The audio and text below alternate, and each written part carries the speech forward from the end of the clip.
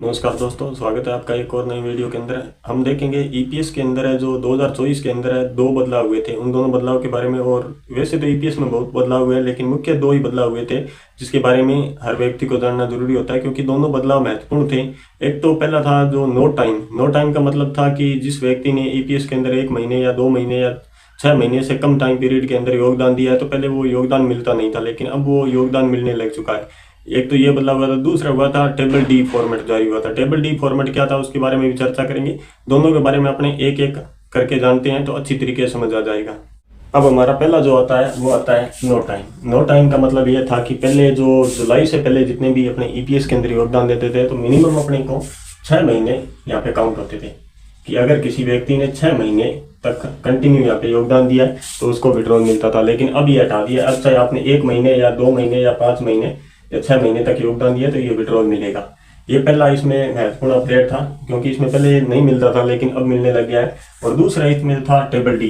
Table D को अगर मैं आसान भाषा में समझाऊं तो आसान रहेगा। टेबल डी वो राशि है जिसके माध्यम से आपने यहाँ पे 1 महीने, 2 महीने, 3 महीने या 4 महीने जॉब की है। टेबल डी उस पर लगता है कि आपकी औसत वेतन के ऊपर लगता है। जैसे आपकी सैलरी यहाँ पे 10,000 रुपये है और किसी व्यक्ति की 12,000 है या किसी की 15,000 रुपये है, तो ये 15,000 रुपये इस पे ये टेबल डी लगता है। टेबल डी को आपने किस प्रकार से निकालते हैं? टेबल डी में इन्होंने क्या जारी कर रखा है कि जैसे किसी व्यक्ति ने किया है 1 महीने जॉब किया है तो 0.08 लगता है, और 2 महीने जॉब किया है तो 0.17 लगेगा। इस प्रकार से ये टेबल डी लगता है। मैं 2 महीने का आपको निकाल के बता देता हूँ। मैं मानता हूँ किसी व्यक्ति की सैलरी यहाँ पे 10,000 रुपये है, तो अपने टेबल डी के अंदर निकालने के लिए यहाँ पे 10,000 रुपये इंटू 0.08 करोगे तो यहाँ पे जो आएगा वो आएगा 800 रुपये। हालांकि अपने को पता है कि अगर किसी व्यक्ति की सैलरी 10,000 रुपये है तो 8.33% भाग सैलरी का वो ईपीएस के अंदर जाता है, तो उसकी 833 रुपये 1 महीने की यहाँ पे जो ईपीएस कटेगी। पहले ये राशि है जो 6 महीने तक जॉब करने के बाद ही मिलती थी, लेकिन अब ये राशि है जो 1 महीने पे जॉब करने को भी आपकी ये 800 रुपये जो हो रहे हैं, ये 800 रुपये आपको विड्रॉल के अंदर मिल जाएंगे। और दूसरा यहाँ पे पहले 833 रुपये हो रहे थे, लेकिन ये 833 पूरे के पूरे नहीं मिल रहे थे, लेकिन अब ये कम से कम 800 तो अपने को मिलेंगे। इसी प्रकार से अपने दूसरे में करते हैं। तो मैं मानता हूँ 10,000 रुपये सैलरी है यहाँ पे, ये 10,000 रुपये इसको इंटू कर लेना 0.17 से। 0.17 से अपने इंटू करते हैं तो यहाँ पे आएगा 1700 रुपये। 1700 रुपये।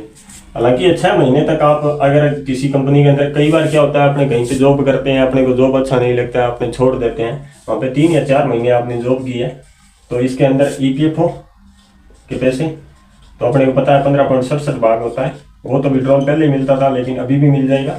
और जो ईपीएस का भाग था 8.33 ये भी विड्रॉल मिलेगा।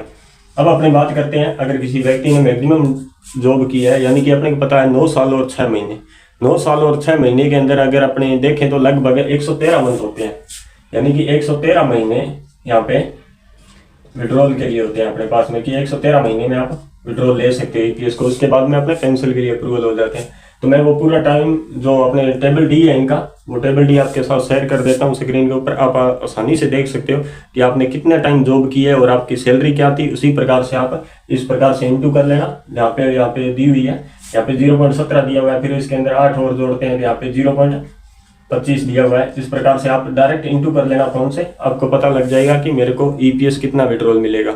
आज के लिए इतना ही, धन्यवाद।